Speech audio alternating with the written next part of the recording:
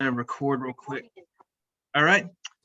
And welcome to Drew and Me. This is the first episode, the inaugural episode, where we talk about movies, music, and do sketches and whatever else we want to talk about. We can talk about anything on Drew and Me.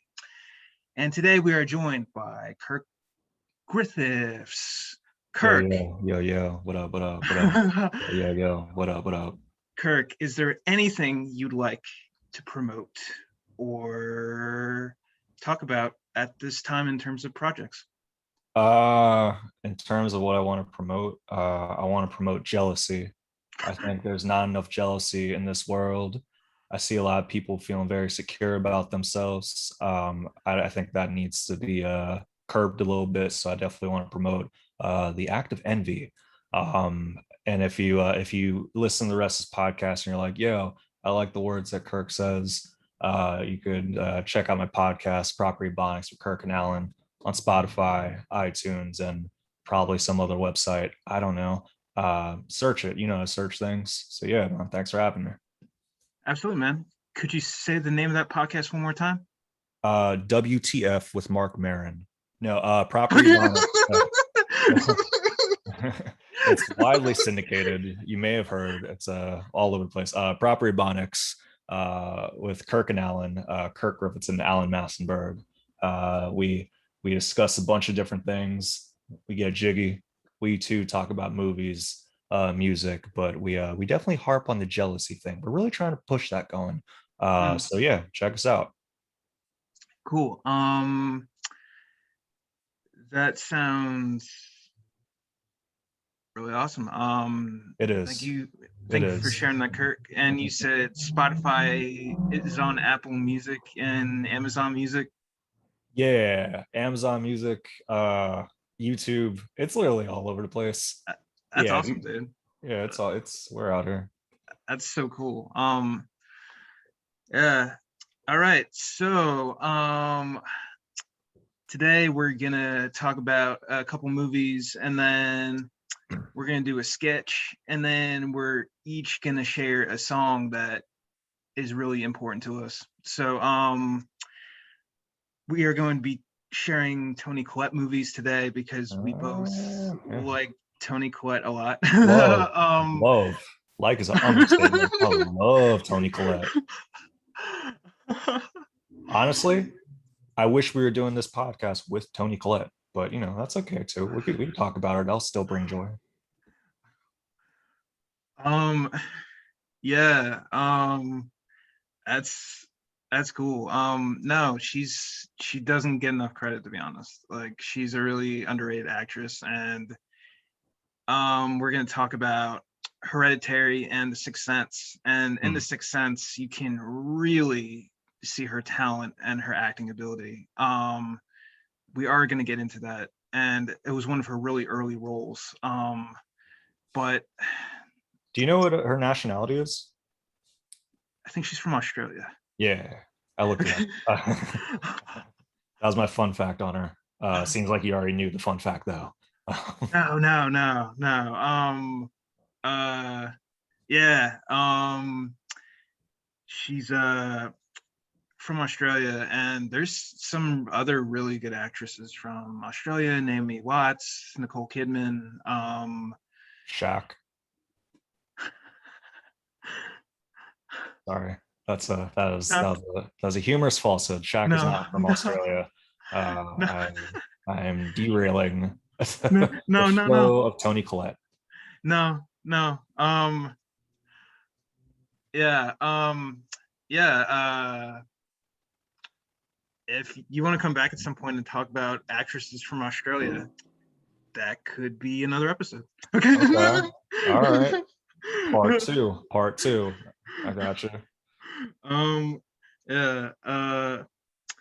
I was curious. Did you get a chance to? Well, first off, have you seen both movies, Hereditary and Sixth Sense? I did not make it all the way through Hereditary. Were you too spooked out? Was it too spooky? Um. It was honest. Like, I'm not a big horror guy, and um, Uh, I found it a little bit slow, and it's just not Oh, really kind of my genre. damn, Uh, starting the Toni Collette podcast off with criticizing Toni Collette's most recent film. No, that's the um, thing. Well, I don't want to interrupt or anything like that, but like, I think we were going to touch on Hereditary first, and I just want to quickly just share my experience, my movie going experience with seeing Hereditary. yeah, Um, so absolutely. you're right, it is a horror film, and a family drama when you really think about it.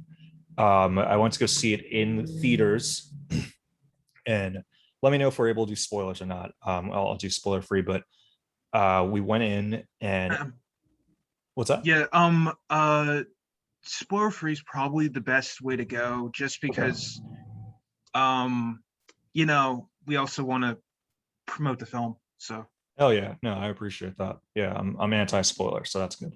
Um, so we go into this, my buddy and I, and I'm cool with horror. That's fine. I mainly went for Toni Collette.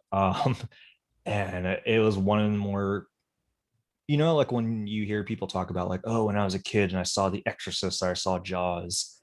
Mind you, I was like probably 27 when this movie came out, and it felt like that. It was just very unsettling. And the moviegoers as well. There's one person in particular who is there by himself, sitting to the side, and no spoilers, but it gets pretty intense towards the end. He makes it the whole way. He screams throughout it, which is fine. It's having fun. He makes it the whole way until the last scene, and he walks out. that's mm, that's how it got intense. And I mm. remember after once the credits started to roll, my buddy and I, we just kind of just sat there of like, what did we just watch? It was definitely, it stuck with me. I slept with the light on that night. Uh, um, no, yeah. Watching it, it reminded me of The Shining. Like Yeah. the music score, like particularly at the beginning, it seemed like something straight out of The Shining. Mm. Uh, I'm not sure who did the score for The Shining, but the score is really effective. So I definitely kind of got that. Uh, um, And that was a big also vibe I got from it. one thing too that like, The Shining, the one thing that always stood out about that for me is it's one of the few horror films that takes place primarily during the day. And Hereditary, it's not necessarily a nighttime horror film. Like a lot of it takes place during the day as well, Mm, which I think speaks to the psychology of it. Um, yeah, that's I want to say like, Shining is definitely in my top five horrors all time and movies of all time. that's awesome. Hereditary, yeah, Shining is amazing. Hereditary is definitely like in my top three Mm, films that like scared me, like actually like made me feel a certain way, uh-huh. gave me the heebie-jeebies. Okay. And yeah, so that it definitely, I've watched it one time, then tried watching it again, Mm. uh and then I was just like, I got to a particular scene and I was like, I'm good right now. I don't want to relive this. Mhm. For The Shining or for Hereditary? For Hereditary, I mean Shining too. I've seen Shining probably about like four times. Mm. It's just a really good film. Doesn't have Toni Collette in it, but it is still a very good film. Hereditary, yeah, Hereditary. I was like, I want to get some Toni Collette in my day, so I tried to pop in Hereditary, and I was like, damn, should have went for Little Miss Sunshine, because I was not ready for part two of Hereditary. Um, yeah, so her acting, which I'm sure you saw even from the beginning, is just she's just a powerhouse. It makes you. I feel like a lot of times for horror and comedy, it's not really recognized for its acting, which I think is unfortunate. This is one of those films where I think people actually were able to stand back and say like, "Wow, that was quite the performance," and it carried the film, beyond it being a horror film. She was just phenomenal in all aspects, playing the role of Annie, the mother of the family, Mm. dealing with her mom, which is not a spoiler. It's the beginning of the film. Her mom passes, and then some spooky stuff begins to happen, and it goes on to affect the family who already has some issues that they're dealing with. So it kind of weaves in there. Yeah. Full disclosure, I probably only got about half an hour, 40 minutes in, and um uh Were you by yourself when you watched it? yeah. Damn. Um but I had the lights on and stuff, like, with things like that, like, I'm pretty sensitive to horror, so I'm kind of a wimp in those regards. So, like, the kind of thing is, like, I feel like that if I want to go like really hardcore, lights off, headphones, intense, get really, really into it and really, really feel it. But I wanted to, like, um kind of remain some objectivity, like, just kind of look at it like as like a movie in its form and not get like fully engrossed in it. Okay. Headphones probably would have been the way to go, though. So Or yeah. not, yeah. It's it's intense. It definitely is. If you're trying to immerse yourself in the film, yeah, definitely lights off, Beats by Dre's on. Yeah, that's the way to go. Yeah, man. If you want to recut the film, or if you have a recommendation, you could definitely send the soundtrack recommendation to the director. Reach out to Toni Collette. See, do you want to recut it with this music? Yeah. Hereditary with The Chronic playing in the background is a different type of movie. Yeah. But I won't underestimate the powers of Toni Collette. If she's in it, then that's fine. She will make way for Dr. Dre and The Chronic. Yeah. No, that's an interesting idea, though. If At you're some listening to point, this, Toni Collette, never actually do that. That's a silly okay. thing. Don't actually do that, Toni Collette. I'm doing jokes. Please don't ever do that. Yeah.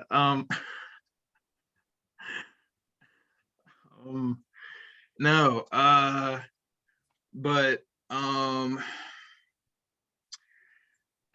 some other movies that reminded me of her role kind of reminded me of Tilda Swinton's role, and We Need to Talk About Kevin. I'm not sure if you've seen Yeah, that I one. did see that. Yeah, I tried to read it too, but I had a hard time getting through it. But that is a good comparison. Very much like the mother of a family trying to do her best and put all things together, but it just seems like all things are just falling down. And just the Tilda Swinton played quite the colder version of the role, I feel. Whereas like Toni Collette, it felt like just the cold gravitated towards her. She wanted to have like this, like, this family where they're all okay, and that, like, the daughter is a little weird, but that's okay. She still cares about her, and she's doing all she could. But there are some outside factors that wanted to interrupt that. What did Oh, I'm sorry. What was that? Have you seen Game of Thrones? No, I've not. I know of it. Okay. I've heard rumors, but I've not actually watched Game of Thrones. Okay. One of the king's daughter, one of the character's daughters is very similar to the daughter character in Ooh. Hereditary. They're pretty similar. There's some good allusions to that. I'm not sure if that was what they were going for. But that's kind of what it reminded me of. So oh man, no, side note, I never got into Game of Thrones. I keep hearing good things. One day maybe I'll give it a watch. I feel like it was a little bit too gratuitous with the violence and rape. I was just like, like it didn't do it for me. But I maybe just saw like a snapshot of it, and just have overviews. But one day I'll give it a shot. I'm just too busy with the Toni Collette stuff. Just too busy. Busy. It's like Uh-huh. I work a Yeah. 9 to 5. I do Toni Collette, go to sleep, and then back to 9 to 5. I don't know if I'm gonna get dragons in there, but I'll make an attempt. I'll make an attempt. Yeah, man. Uh there and you know, yeah, it's on HBO, and then there's highlights on YouTube. So, uh um May I? let's see. I wanted to suggest a question. I was curious your intake. I know you saw just a kind of brief of Hereditary, but it does kind of outline the characters. What did you think of the children in it, like the daughter in particular? What was your takeaways from that? I felt like she was kind of similar to Damien in The Omen. Oh, okay. Kind of had that kind of vibe to it. And even though I've never seen The Omen, I've just seen clips, You and know of it, sort of thing. he's a really like heavily discussed character. So I kind of got vibes from that. No spoilers. Did you make it to the pole scene? No, I didn't get there. Okay. Um yeah. Uh um Now, and I feel like it's probably also an homage to The Exorcist, which I also haven't seen because I'm not a huge horror guy. But have you seen The Exorcist? Years ago, yeah, I saw it when I was maybe like 14. I saw it with my cousin in the Bronx late at night, lights off, no headphones, no headphones. If we did headphones, I don't know what kind of person I'd be today, because I was spooked. And then my cousin, it's a whole thing. She would claim to see outside the window a relative, a very close relative that passed away years earlier. She claims to have seen that individual across the street after watching The Exorcist. So it was a Oh wild wow. midnight. Yeah, it was nuts. Uh, Uh, that's awesome, dude. Okay. she didn't think so. She did not. She did not have that perspective. She was spooked. Um, I was convinced. I was like, I think that's just like the neighbors, but uh, she's thinks it was that individual. So shout out to that individual. yeah. Uh, yeah, and obviously, if it's like all in fun, it's cool. But if but if it's like a real thing, then that's It pretty could scary. be. Yeah, since we're speaking of Red, I know it's not necessarily a ghost film. Is your kind of aversion to horror films, is that related to any sort of like experiences with that where you may have saw something abnormal, or it's just not really your twist? Um, I saw the remake of The House of Wax when I was like 14 or 15, and that was one of the One first Paris kind of. Hilton? Hmm? One with Paris Hilton? Yeah. Okay, nice. I can't believe she ruined horror films for you. Sorry, continue. um, no, and yeah, and Chad Michael Murray, and I think Jared Padalecki. And I actually really liked Jared Padalecki, and seeing him in pain was actually pretty rough for me. Uh, Because there's some pretty graphic scenes, and I think Johnny Knoxville's in it. I'm not 100%, but I was just like really creeped out by it. And there was a scene with needles, and ugh, ugh. I get like that too. I don't. I freak out with needles. Ugh. Jeez. yeah, I'm like totally cool with like shots now, but there was like a needle scene that like really freaked me out. And then I did not feel good after I saw that movie, like at all. So Uh, um that kind of which is weird because I didn't really get freaked out by seeing Saw, but I that's guess funny maybe because that's. that's one of the first things I thought of with that, like especially Saw 2 with the scene of the needles. Hmm. Yeah, that can do that. I would say, if you ever decided to venture into horror again, give movies like Hereditary, are the ones that are a little more psychological a try, that aren't necessarily like jump scares or based off gore. So, or never watch horror films again. That too, whichever one works for you. Yeah. You know, yeah. Um, I'm kind of on the fence about her, but they're usually pretty well made. So, it's the kind of thing. Um, and after watching The Sixth Sense for this, I'll probably watch another Shyamalan movie. He has one coming out in July Yeah, called Age, right? Or Old, I think it's Old. called. Yeah, Old. It's, Yeah, it's I coming saw the out. trailer. So I'm probably gonna check that out. So Yeah, I like him. that it should be a good time. Should be. Yeah. Tangent, but like another good one if you're looking for to kind of get into horror. M. Night Shyamalan's The Visit, I feel like mm, is very underappreciated. So mm, definitely check that out if you get a chance. mm. And he's also from the area. He is. Uh, You're yeah, correct. yeah, he's from the area. Yep. Um, I would, I've seen a handful of Toni Collette films, obviously. I would say Hereditary is probably, I think just overall just a phenomenal film. It's not someone that I want to watch again and again, but if I'm recommending a film and one that actually like resonated with me, it's definitely this one. And I think a lot of times with horror, when it does make you feel unsettled and you tell like that's what the filmmakers their intentions are, and it actually provokes those emotions, it really speaks to the film. And her acting, and it really pushed that for me.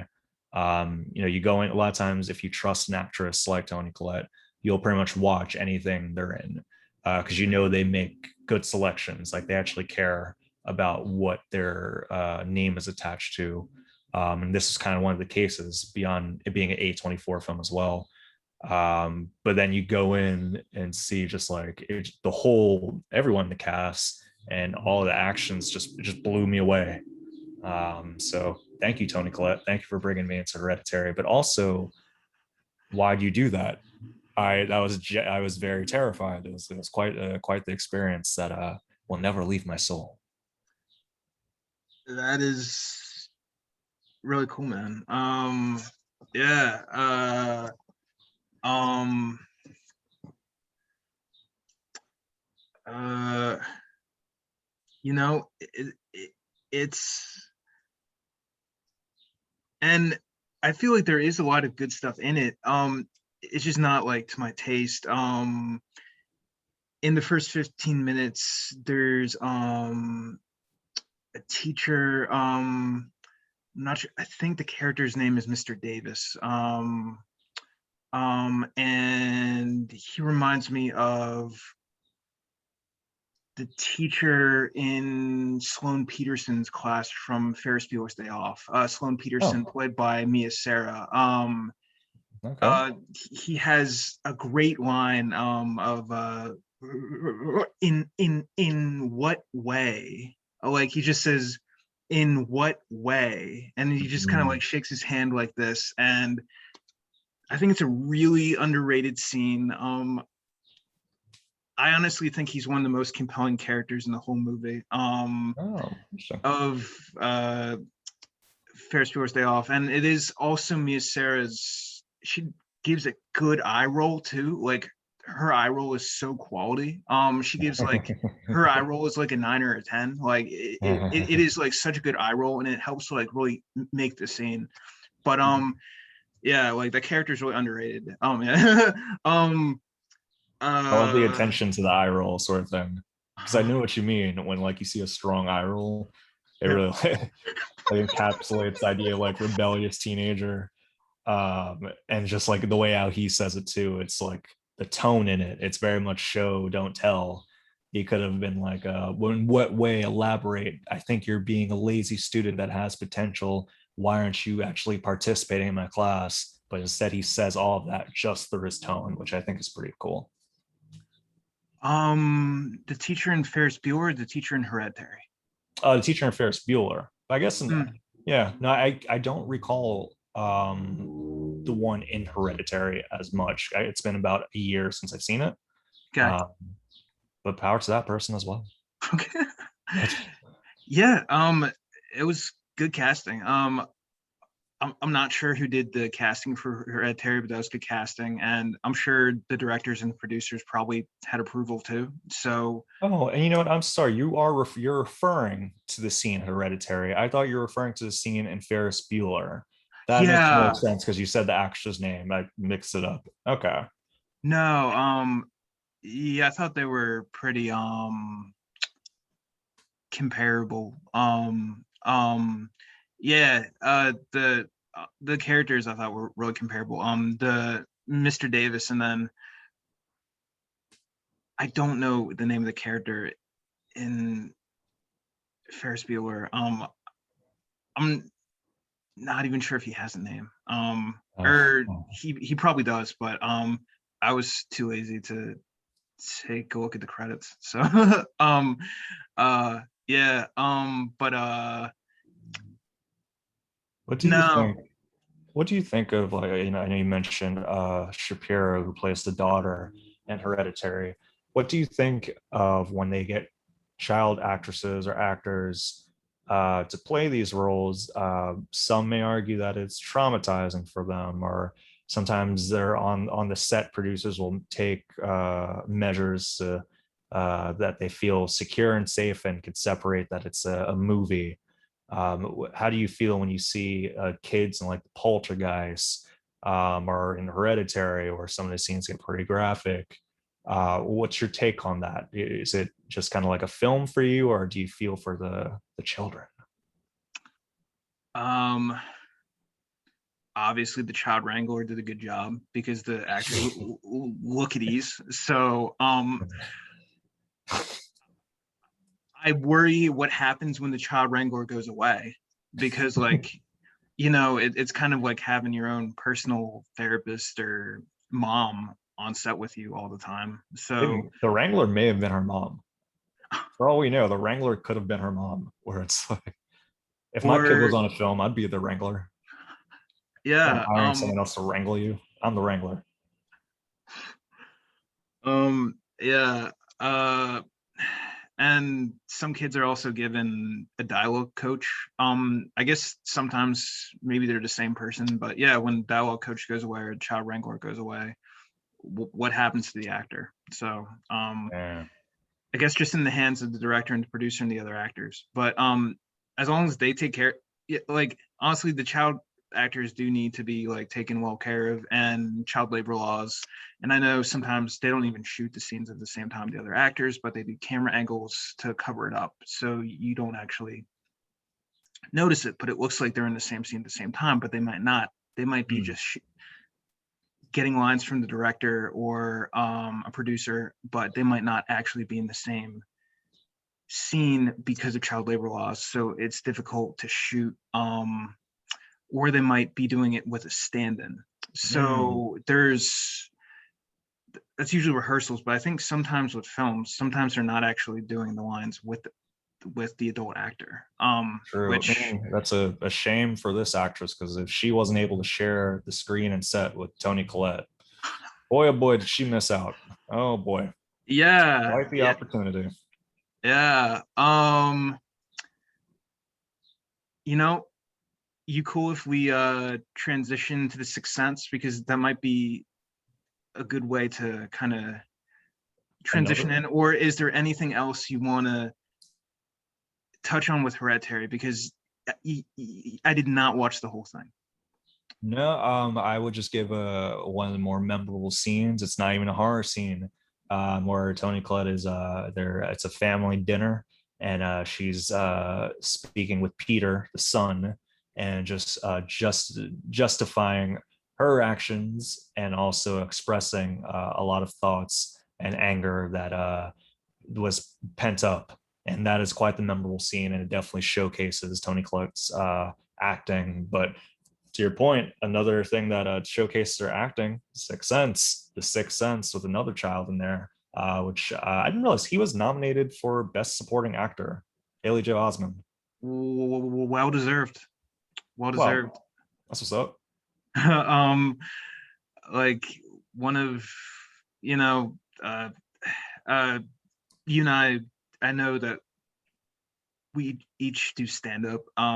Yeah, had a joke about The Sixth Sense that talked about him as being the Harvard of child actors because he was just so good. So, uh, Fair um, assessment. Yeah, he was phenomenal. yeah, um, uh, yeah, and I watched it again for the podcast like yesterday or like 2 days ago. Oh, Or nice. It's fresh. Yeah. yeah, so and yeah, his performance did really kind of blow me away. But Oh, uh you can notice like Toni Collette like taking his like stimuluses really well, and like oh. she does a really good job acting too. And there's like a few scenes where, or there's at least one scene where she breaks down in tears, and I'm pretty sure she is actually crying. I'm So sure. I wouldn't expect anything less from Miss Collette.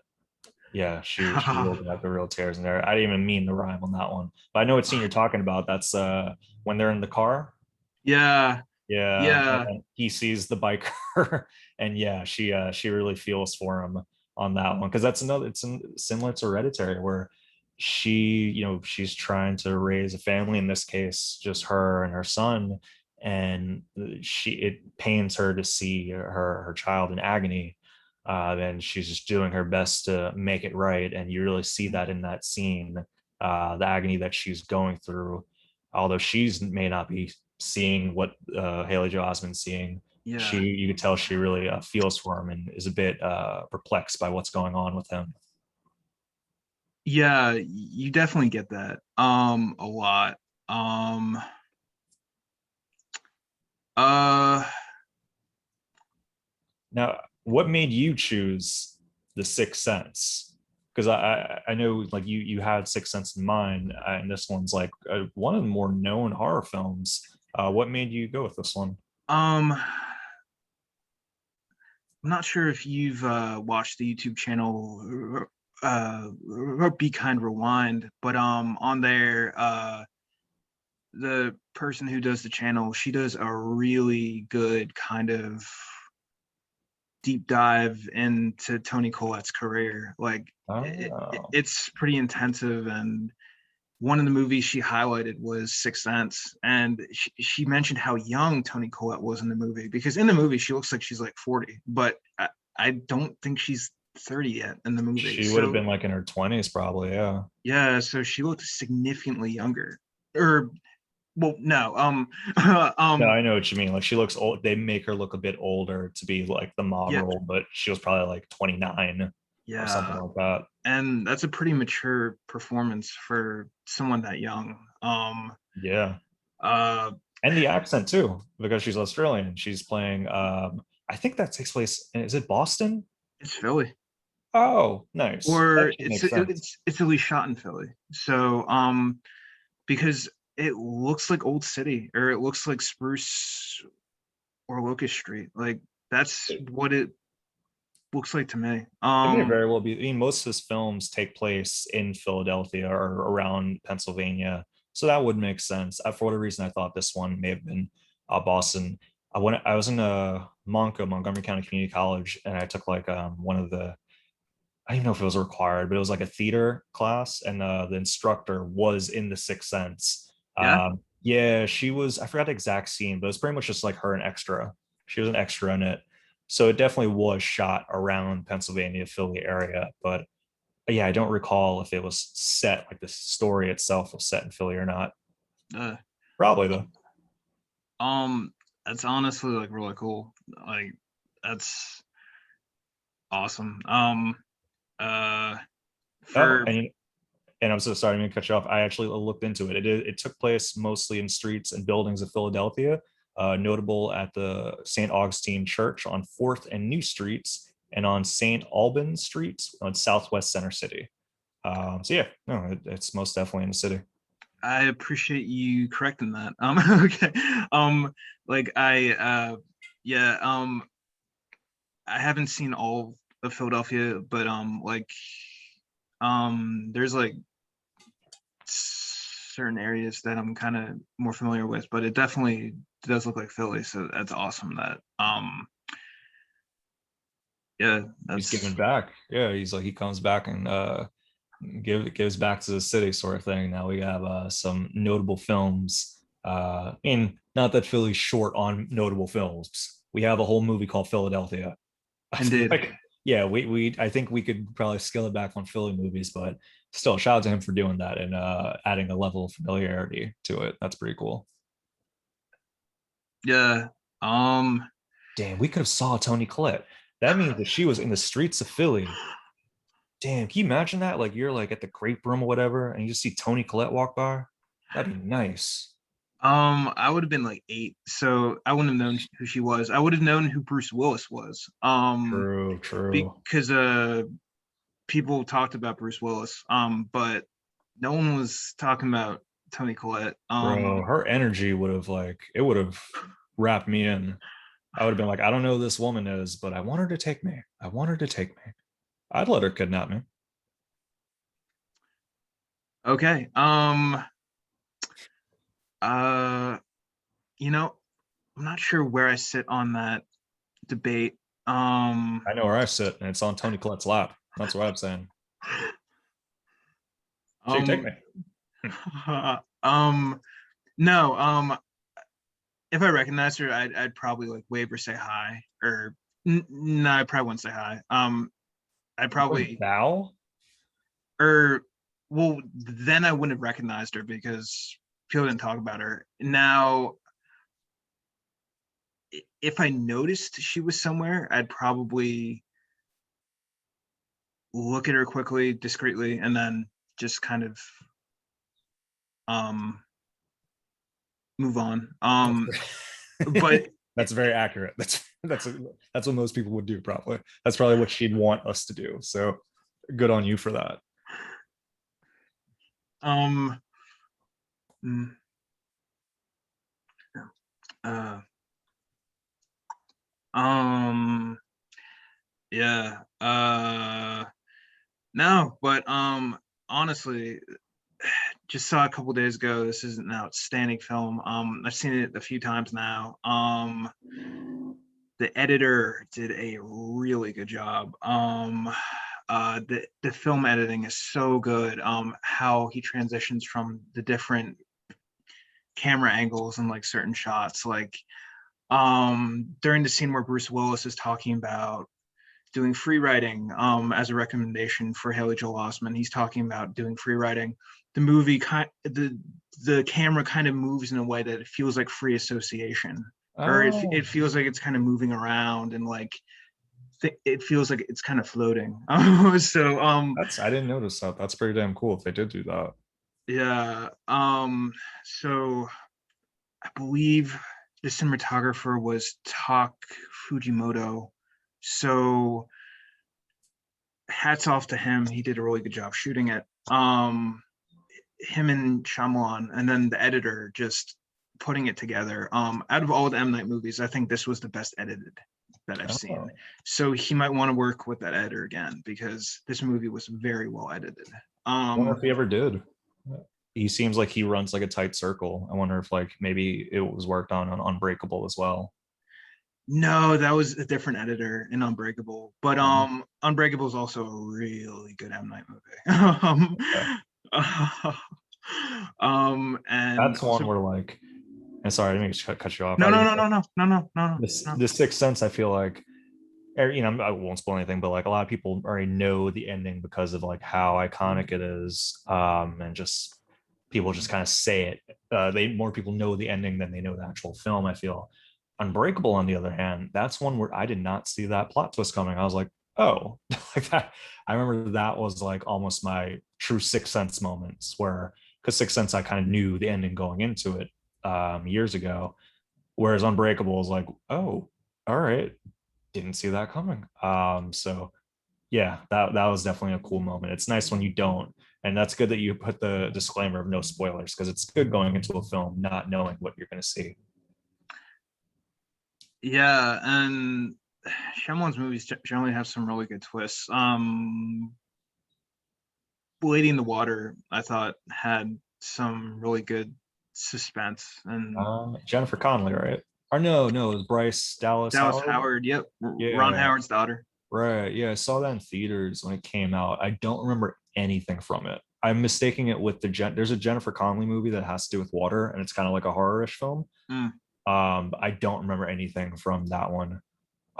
In Shyamalan, he's had some questionable ones, but Uh, it's all love. Something that's really cool about Shyamalan is he does make cameos in his movies. He Yeah. plays the doctor in Sixth Sense, in the scene where Haley Joel's in the hospital. He's talking to Toni Collette, and he's like, "Okay, you're gonna have to meet with like the social worker and everything, and we're worried about your son. So Uh, let's just make sure things are going okay at home." Because he's wondering if it's an at-home problem. yeah, So he plays the doctor, which is great, and he's really convincing in it. yeah. He It's does a good job. Are you saying that because he's Indian? No, I'm joking with you. Sorry. No, Joking. no, no, no, no, no, no. It's just I'm like, messing with you. yeah, no, no, no. Like, This man will make a great doctor. um, no, like, I thought he was really compelling, as that. But the thing that's really interesting is that, not to give like too much away, but Toni Collette's not really at fault at all. Yeah, She's there's definitely some other factors. Yeah. she's lying to her son, which is the biggest issue. But parents probably lie to their kids all the time. So Mm. because there's some things their kids just emotionally can't handle yet, because our brains don't mature until like 12 or 13, and fully mature till we're like 25. So I knew a kid. We were probably like 11 or 12, and spoiler alert, life spoiler alert. Um, he was like, "Oh, I gotta go home. The Easter Bunny is going to drop off the candy." And we're like, "What are you talking about?" He's like, "Well, the Easter Bunny." And we're like, "You mean like the Tooth Fairy and Santa Claus?" So he's like, "No, no, no, like those are like the fake ones. The Easter Bunny, though, he's gonna have like the basket, and we're gonna get a bunch of chocolate, a bunch of families gonna come over. We do it every year." He was convinced that the Easter Bunny was real.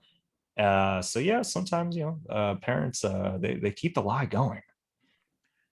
yeah, but Toni Collette was like super convincing, because like in the scenes in the beginning where Cole's like, "Are you freaked out by me? Do you think things are wrong?" Because like he's moving stuff around in the kitchen and stuff, and like things are all out of place, and she is kind of like freaked out, and you can see that. She straight up lies to him when she says, "No, no, things are totally fine," and I think he believes her. So that's a credit Mm. to Toni Collette being able to play a really good liar. Yeah. Which, yeah, because it's convincing, but no, you can kind of see behind the eyes that she is lying, that she is freaked out. And that's part of like the acting too, because it's like I'm Yeah. sure she's probably adopting the role of someone that is telling a lie. So she's doing the nonverbals as well of like, oh yeah, everything's fine, but some of the nonverbals that you are a bit harder to control, the feet moving Yeah. around, a little bit of the fidgeting, eyes Mm. not seeming genuine. And that's like Yeah. power to her. Yeah, I don't No. recall that scene, um, but yeah, no, I do remember her going when they locked Haley Joe Osment in that like closet, like the pantry. I guess it wasn't Yeah. the pantry, but in the closet during that Yeah. party, and her just her being I don't even know if irate would be the right word. Just her manic. She was manic for it Mm. because she's already worried about her son, Mm. and she hears him screaming and such. That was one where another one I would equate that to the hereditary scene where she's yelling at Peter. That's one where I thought you really got to see her acting and showcase. Yeah, she does look really distraught. She does look really Yeah. freaked out. And yeah, the like I'm not sure if it was in the trailer, but the "what happened to my son today," which I guess she says when she's at the hospital, but no, she is kind of really kind of um freaked out by stuff. So you do get that. And I also feel like she's trying to like keep her stuff together, but you can see that it is kind of taking a toll, but you can see she also does really love him. So Yeah. that's kind of cool. I actually think she cares more about him than Bruce Willis does, and It that's would make sense. that's really weird because the point is like he's supposed to care more, but I think she actually cares more about him than he does. Yeah. Uh, yeah, because like there's a scene where like he's just talking to the microphone and he's like, "Oh, I think he has school age schizophrenia. I'm not helping him." And then he's like ready to give up, and he kind of just writes it off as like school age schizophrenia, which he's like an expert. He got like this big award and stuff. Like you'd expect him to have like a big diagnosis or like what type of schizophrenia, like right. And he's been doing this for like years. Like he's been doing this for like 10 or 15. Like you'd expect him to like have like so much knowledge, and he does something that is really great in the movie is you do get a great juxtaposition between the Haley Joel Osment character and the Donnie Wahlberg character that's in the beginning. That was kind of the younger patient. Johnny Wahlberg married to Jenny McCarthy, or they're together. Oh yeah, I guess so. And yeah, also yeah, but his The performance, Wahlbergs. yeah, really famous, really talented. He should have like Donnie Wahlberg definitely should have been nominated for an Academy Award for this movie. I mean, people Even though have he been was only nominated for less. Like, yeah, it was very small, but like Viola Davis, she was nominated for Best Supporting Actress in Doubt, and I think her screen time was like less than 12 minutes. So they time doesn't seem to have that much of a factor. no, if it's gripping and compelling and effective, then it's like give them the nom. And it did kind of like get the movie really started well, and then you can kind of go back to it later in your mind when you're comparing like the two characters, because in the movie Bruce Willis does have lines where he says that but both cases, the Haley Joel Osment case reminded him of the Donnie Wahlberg case. So Cole and the kid from before, and it's kind of alluded to that they have the same affliction, but it's not certain, which makes it really interesting because it like it's not clear cut if it's if Donnie Wahlberg was actually seeing things, or he was just schizophrenic. So, Yeah. or had some kind of mental disability or affliction. Yeah, Like, or yeah, if he had the same sort of condition as Haley Joel Osment, I like to think that he actually did have schizophrenic tendencies, and that Haley Joel Osment, because if he did have the same condition as Haley Joel Osment, it kind of makes the film a little much more sinister when you think about it, because that means that eventually Haley Joel Osment, his path, it may be the same path as this individual, as Donnie Wahlberg's character, where yeah, he's tortured by the time he's in adulthood. wow, So, I think for the most, at least my perception of it was that he was a schizophrenic person, a very troubled person, not just schizophrenic, but actually very troubled. And Haley Joel Osment had just this very special thing about him where he was able to see particular things. No spoilers. So yeah. no, and I'm sure this theory's been made plenty of times before, but I feel like Bruce Willis probably has the same condition as Haley Joel Osment, because on a previous recording it said that he said it felt cold in here. Uh, So maybe he could sense the same things Haley Joel could. But no spoilers. See the movie. But I think he was actually the one that was similar to Haley Joel and not. Well, I think Donnie Wahlberg was, but I think Donnie Wahlberg might have. It's confusing, or maybe all three of them had. could have been everyone in that film had that condition. If they could have been, and that could have been the real plot twist. All of them had it. That's like, why can we all see each other? It's weird. No one Yeah, else can see us. Yeah, man. yeah, It's definitely it's interesting to see it like just a film like that, because that was one of the first ones that I can remember. It came out in 99. I was probably 9 going on 10. No, I would have been 8 going on 9, where it was a phenomenon. Everyone was talking about it. It was a huge thing. And as a kid, you're not really too sure. You hear like horror film, you kind of get freaked out. Like at least for me. So uh, being able to watch it both in my teens and then adulthood, it's interesting just to, it's like almost like looking at Michael Jackson through history books, because it's like, oh yeah. oh wow, you were like an icon. People went crazy for you, sort of thing. Yeah. And it's interesting now to watch something like The Sixth Sense without that context, and I wonder if that makes it better even or worse. Of like not recognizing that it's this cultural phenomenon and just seeing it from the film itself. What kind of takeaways come from it? I'd like to think it's probably just a stellar, still a good film, and probably still holds up to people that were born afterwards that happen to watch it now. I still think it's his best movie. Mm.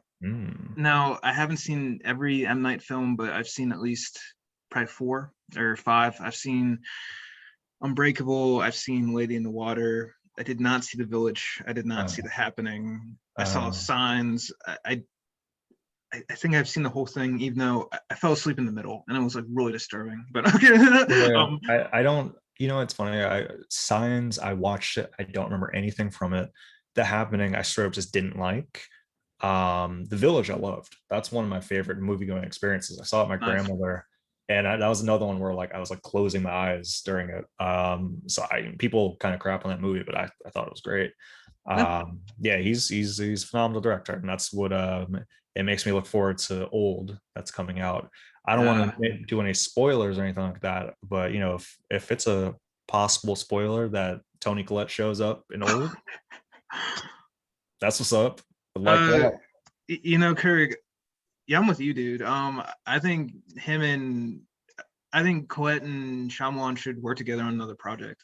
Because clearly they hit a home run with uh Sixth Sense, like out of the park, Yeah. and she was great and um well directed, well filmed. So that editor, Shyamalan, Colette, Haley Joel Osment, Rush Hour 4, make it, like just do it. Yeah, I think that would be a good one right there.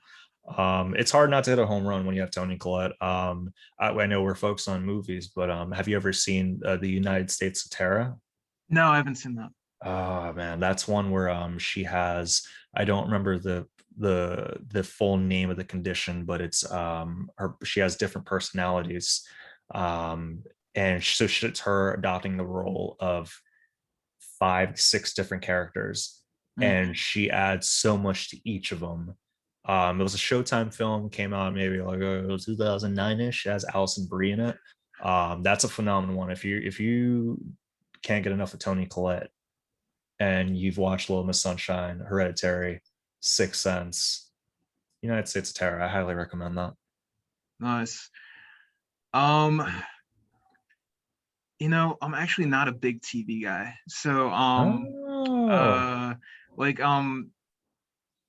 yeah, I used to watch a lot of TV when I was younger, but I kind of stick to a few set shows now. Kind of like reality TV, like Survivor and The Circle, or sometimes like there's a Netflix original like Stranger Things I'll get really into. But true. I have an idea of what will change that, and it's United States of Terra. I highly recommend that.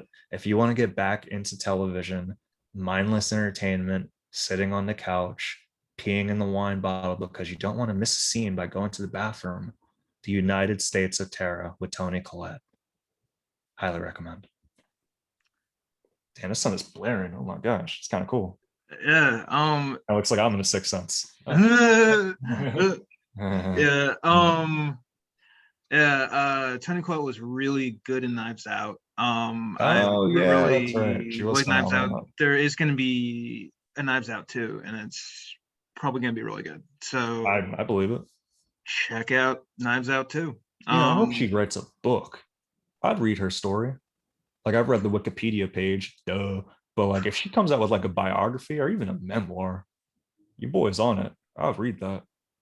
I think she has a cool story to tell. Yeah, and uh, I'd love to read about her experiences in Australia too. Damn. That's what's up, bro. Yeah, man. Okay. All right. So that kind of concludes the Toni Collette segment. Please tell me you do a Toni Collette segment for every episode. No, Please tell no, me that's gonna no, happen. no, Please tell me. no. I'd love that. You gotta get Shane O'Connor on, and you guys just talk about Toni Collette for like a good 4 hours. Please, you and Um, Bino talking about Collette. That's what I want to see. Shout out to Bino. um, uh, that's I should do that. All right. Yeah. So, no. Yeah. There's another Toni Collette movie with Cameron Diaz called uh um uh called um In Her Shoes, which is based on the Oh, book by Jennifer Weiner, who I saw her speak about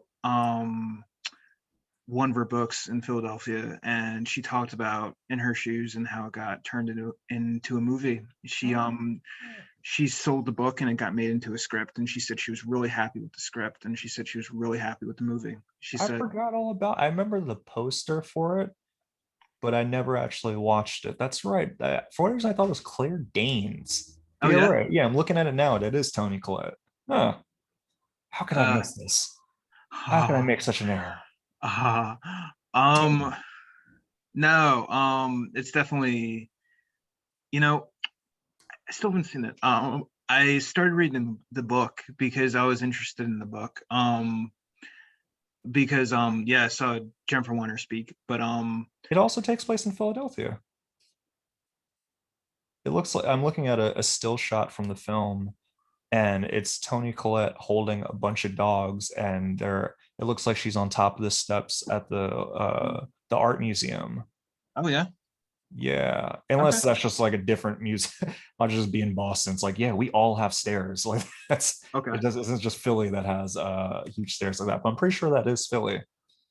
Damn, I missed 2 opportunities to meet Toni Collette. Damn it. Her and Shyamalan, I'm serious. I think they should get together and make another film together. Like, Would you be extra if they're like, yo, we need some extras in here? Kirk and Drew, what's really good? um, uh, You know my answer already. I don't need to explain myself. You already know what it is. Tony um, Collette's in the building. So is KG Records. I'm honestly kind of self-conscious of how I look on camera. Like, I'd Oh, probably be more comfortable to do voiceover. So, oh, okay. yeah, I'd probably be more comfortable voiceover. Now, would you want to be an extra? Would you want a role, or would you want to do voiceover? And if they're offering me to pick between those three, voiceover. Yeah, I think All right. that would be a cool thing to explore. I would be passing on the opportunity to bump shoulders with Miss Collette, and yes, I would regret that. However, yeah, I think a voiceover would be a pretty cool one. I'd ideally like to be a parrot. I think I'd voice a really good parrot or a Mm, grasshopper. Yeah, I think I could be a good grasshopper. why a parrot or why a grasshopper? I just feel like I was probably a grasshopper in the past life. I Mm, feel like I give off grasshopper energy. I just feel like pretty petite. Doesn't really harm much. Huge predators aren't really coming after grasshoppers. You don't see lions. I could roam around with lions and it'll be good and all that stuff. And maybe because I feel like I kind of identify with lions as well. I don't know. I can't really say I could. I know the psychology behind it. It's just in my bones and in my soul. I'm vibing out with Grasshoppers, bro. That's cool, dude. And Word. I feel like that's uh you don't see a lot of grasshoppers in movies. I feel like Oh, Jiminy Cricket, but he was like a cricket. So yeah. People always mix the two up. It's like, damn, bro. Someone said that once. They're like, hey, Kirk, I saw a cricket. And I was thinking of you. I was like, that's not the animal I was talking about. I'm not a cricket. How dare you call me that? I am a grasshopper. But yeah, you're right. There is very little representation of grasshoppers. So if Toni Collette were to make another film and they need someone to do voiceover for an eccentric grasshopper, I'm not saying I'm a shoo-in, but I'd submit a tape. okay, or if there's a stage play. Yeah, All at right. least be an audience member. I would check it out. Yeah. You know, uh, I I hope that Lin-Manuel Miranda has kind of opened the floodgates with plays through like Hamilton to get more plays out there, or Mm. um, it's time, or maybe plays get shot and then you can watch them on streaming services like Disney Plus or Hulu or Netflix. So you can shoot them on the stage, but then they're redistributed on TV. Mm. So that would actually be really cool. But no, uh, And with he's revitalized theater. Yeah, he's opened people's eyes to hip hop, which it's a good thing, but at the same time, I feel like as someone that grew up on hip hop and a lot of hip hop fans, if it sometimes gets not to anything to him because he's actually a really cool rapper and respects history, but it's kind of it's a little irksome sometimes where people they think of like, oh well, hip hop just like in Hamilton. It's like, how about hip hop just like Rakim? How about how about hip hop is in Joel Santana? Like it's always been around sort of thing. But either Mm, way, if it's providing education and people are enjoying it, that is fine too. Um, and I yeah, know that's something that I know you and I we wanted to touch on too in regards to music mhm, of something of a song or a few that really resonated with us. Um, I don't yeah. know if you wanted to take the floor with that. Do you wanted just kind of like a song that really is heartfelt to us, or what exactly? Um, or like had a really good kind of experience in a song that you do kind of want to listen to again and again, and you feel like some type of like personal connection to, or or it could be just a song you enjoy. Huh? Uh, on the hip hop thread, probably LL Cool J's "Yeah I Need Love," which Uh, I'm not sure if you took Mr. Holmes's African American Studies class at Stoga, but Holmes is. I forgot all about him. Damn. That's right. The um, people don't know. We went to high school together. we did. Yeah. You We were we did not know each other in high school. We definitely no, went to high school to go to each I other.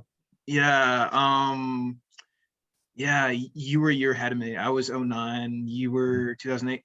Yeah, and I also transferred schools, so like we were only in there for maybe probably a year and a half. Okay. But we knew some of the same people, and then we ended up doing stand-up comedy. Uh, Then I don't know which one of us made the connection of like, oh yeah, you went to Conestoga. yeah, Yeah, shout out to yeah, Gene Myers, another Conestoga.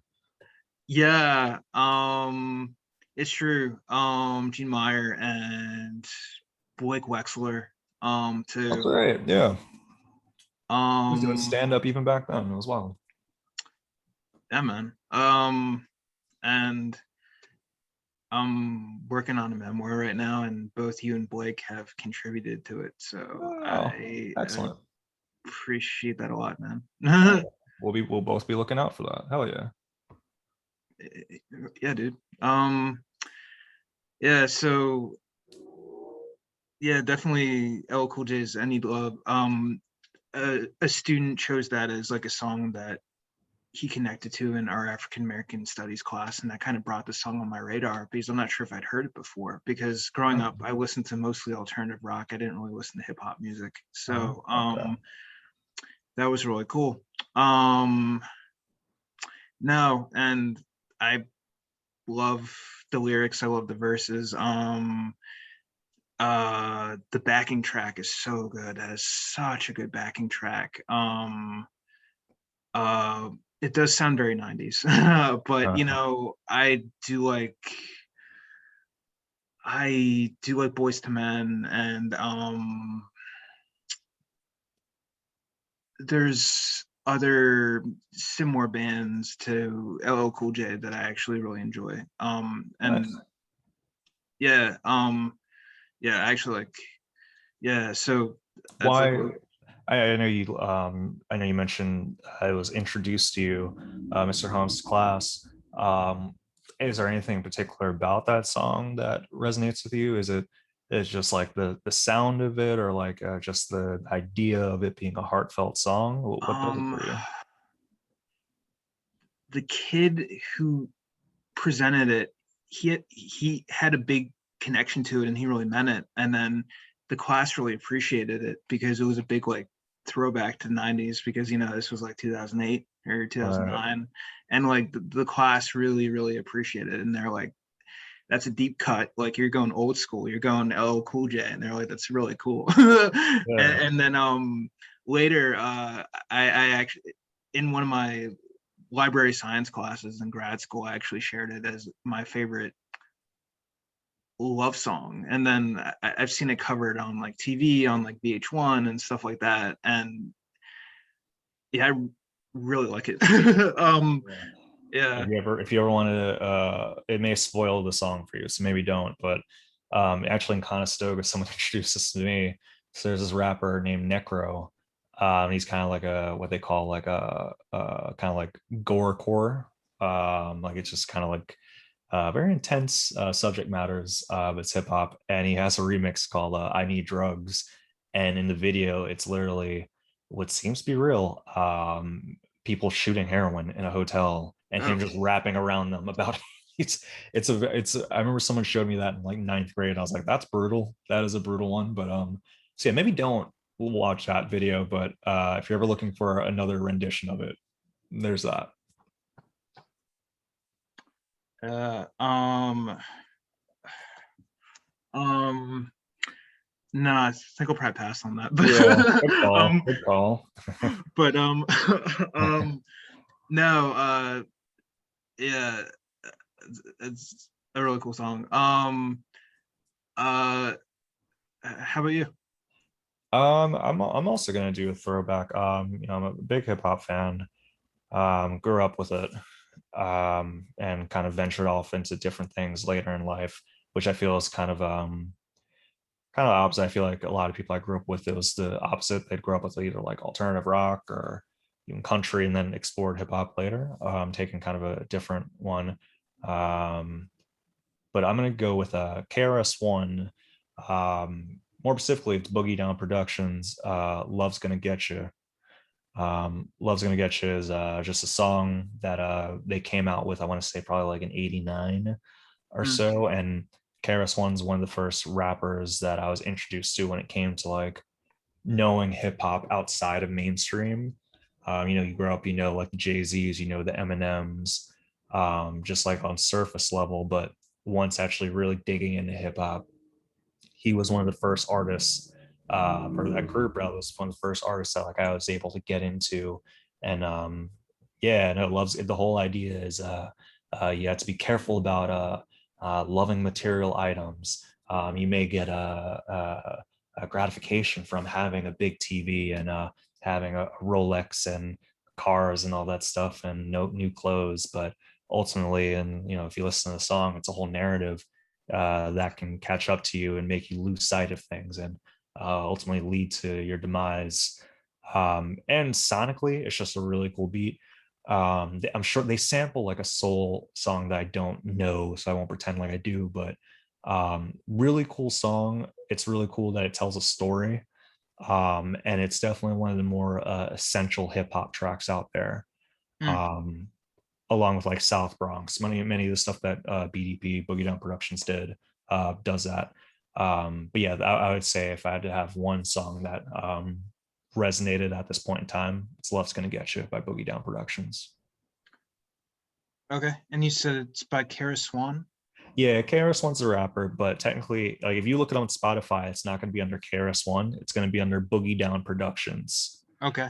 Yeah, and KRS-One is like the leader. Shout out to DJ Scott Rock and all them. So yeah.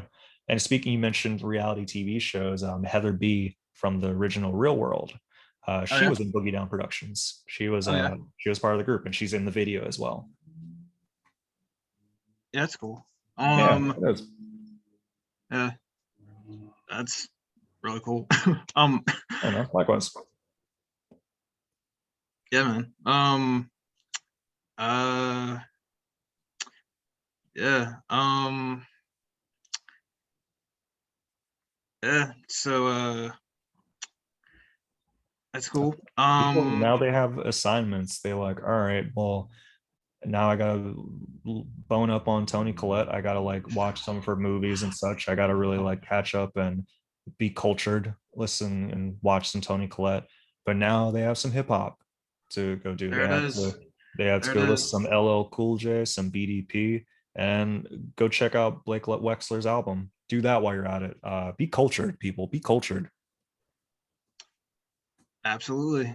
And while we're on Conestoga alums, comedian Todd Glass too. He's also a Conestoga Really? graduate, and I'm Oh, sure he has comedy albums. yeah, But I he didn't know used to that. be Yeah. on VH1 a lot, so I'd see him on VH1, and I saw him at an open mic in the city. When he So came to Fergie's, right? no, I saw him at the Medusa Lounge. I didn't actually Oh, see his set, but he had just done a set at Helium, and he stopped wow. over at Medusa, which was really cool. I used to go there a lot. So I actually yeah, never went. That was one I never went to. I think that was like a Tuesday mic, right? yeah. Yeah. um, uh, um, um, uh, And same for Abby so Jacobson too, from Broad City, another Conestoga alum. yeah, and she takes her Chester County really seriously. She references King of Prussia Mall in Broad City, Nice. and you know, she and in one in the episode of Broad City, she talks about Will Smith's mom's house, which I'm not sure where that is, but I was about to say, uh, yeah. uh You're from Conestoga. You know Will Smith's mom's house. um um yeah, but um no uh yeah there's some cool people that have gone to Conestoga, and Tom Wilson from Back to the Future, he went to Radnor High School. I'm not sure if you remember Uh, Radnor. I remember Radnor. I remember Radnor. Ugh. At least a bad taste in my mouth of Radnor. I actually have no affiliation with Radnor. I don't know anyone from. I know of it. I know they're supposed to be the competing school. I don't. I'm sure they're lovely over there. If you Um, know comedian Patrick Graves, he went to Radnor. I think, oh, that's yeah, cool. Nice. yeah. Um, You know what else cool, man?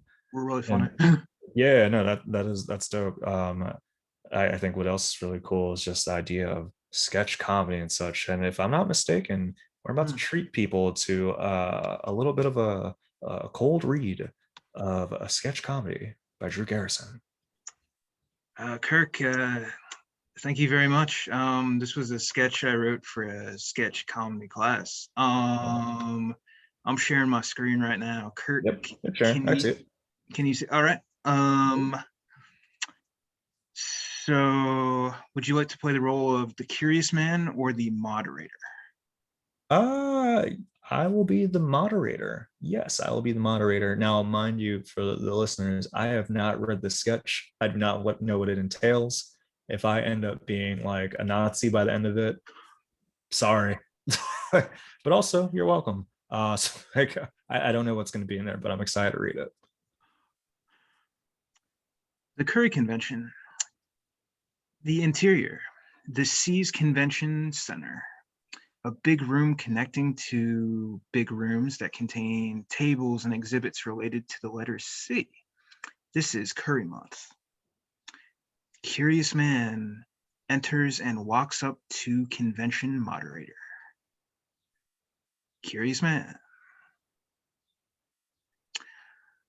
What is the hullabaloo here? Well, this here is the curry convention. As you can see, we have various curries dispersed among the tables in the exhibit room. Moderator points towards the tables. Maybe scroll down a little bit. There's Mark Curry over there by the table two, or the TV table, as made famous by TV. You might know him if you ever watch Hanging with Mr. Cooper. Moderator looks ponderously at Curious Man. No, I can't say I have. You know TGIF. His show was on there, and TGIF is apparently a thing again, though the programming nowadays may be questionable.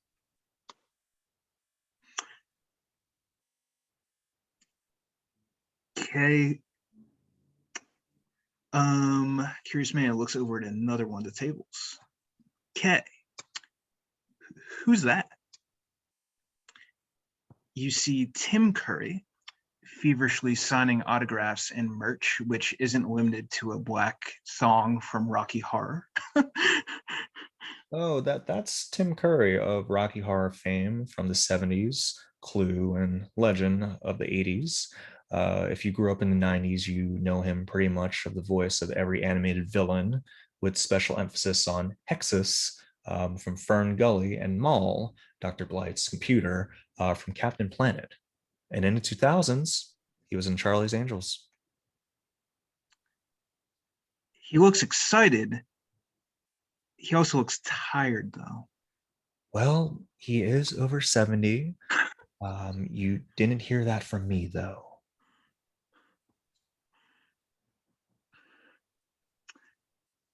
Curious Man points to a table across the room.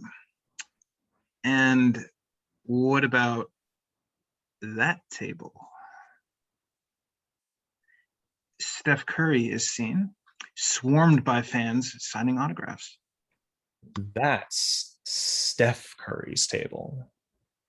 Who?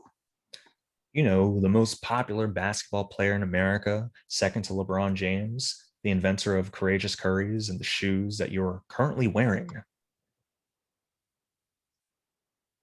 Yeah. And if you look over there, you could see people setting up for the annual Curry cook-off. Oh, cool. I'm assuming there will be recipes for curries like tikka, dopiaza, makhani, gon, dansek, rajima masala, buna gosh, kerala, or masaman. And don't forget Thai red curry. Of course. Curious Man takes out a bib in anticipation of the food, and scene black out. Kirk, thank you very much. Thank you, Drew. I was glad to be moderator on that one. That was a nice work as Curious Man and pronunciations of those curries. That's what's up. Oh, I'm not even teasing you. That was a lot of those sounded correct. Although my grandmother may be like, "No, Kirk, those are not correct." I'm sure I've eaten plenty of those without even fully recognizing it. Good stuff, man. Yeah. No.